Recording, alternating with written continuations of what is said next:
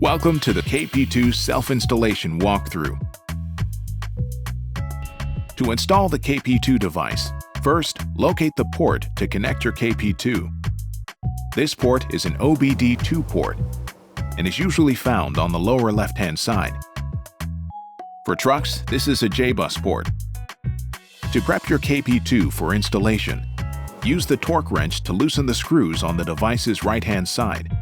Next, use the release to remove the side panel. This gives you access to the microSD and SIM card ports. Both cards come pre-installed. With the side panel removed, hold the KP2 up to your mounting location on the windshield. This should be directly below your center rear view mirror, so the driver-facing camera isn't obstructed. Use one hand to hold the KP2 and the other to rotate the cameras.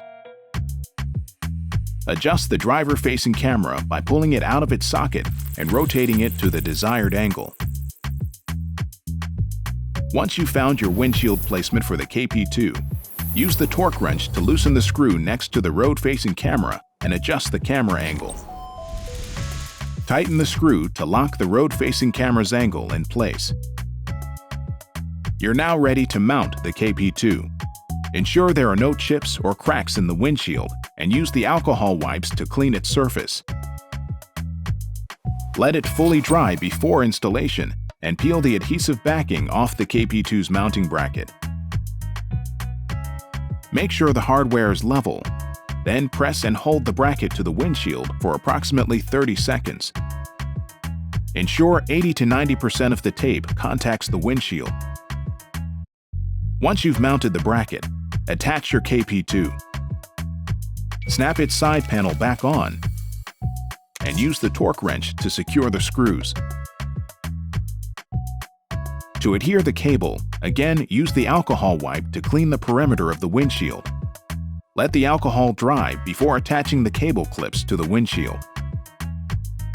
Next, remove the clip's adhesive backings and affix the clips to your windshield approximately 6 inches apart. Then, simply insert the cable into the clips. Gently pull the cable taut between the clips to help create a nice straight line.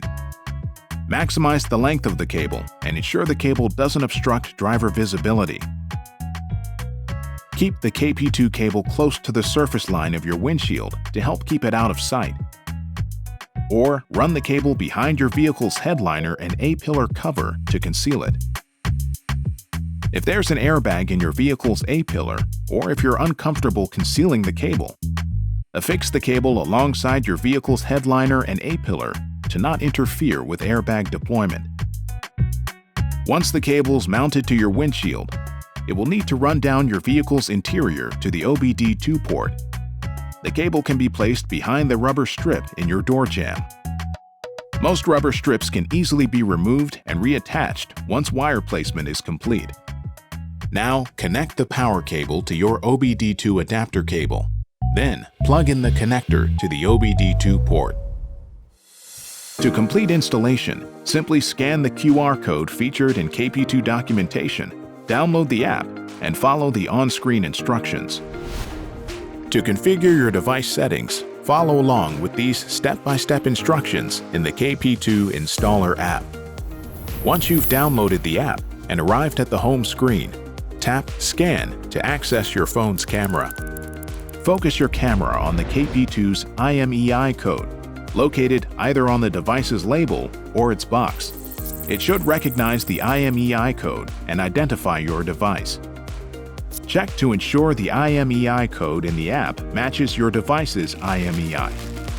If there isn't a match, tap No, and the next screen will prompt you to contact support. If there's a match, tap Yes to continue. After mounting your KP2 and adjusting its camera angles to your preference, you'll need to confirm the angle of your road-facing camera.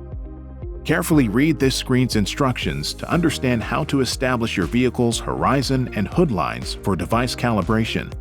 If you'd like more information alluding to the device attachment process, tap Show Me How and watch the brief video demonstration.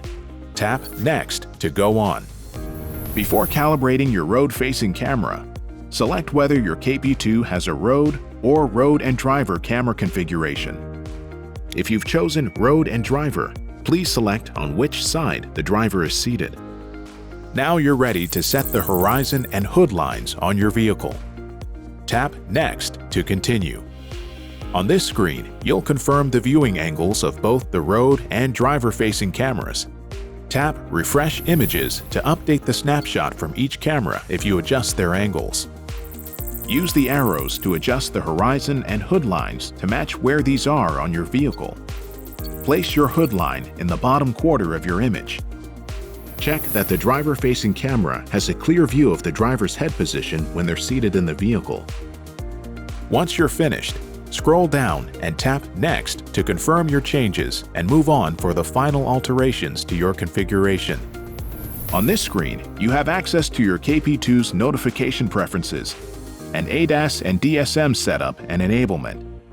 You can choose settings like the types of in-cabin alerts drivers receive, alert volume level, or activate different ADAS and DSM events. If you're unaware of a settings function or how it affects your configuration, tap the info icon to learn more. Pop-up screens like this provide you with the knowledge necessary to understand what you'll change in each field. After you've made changes and activated the appropriate features, tap Confirm to save your configuration. The app will bring you back to its home screen. There, you'll see a confirmation message validating your saved KP2 configuration.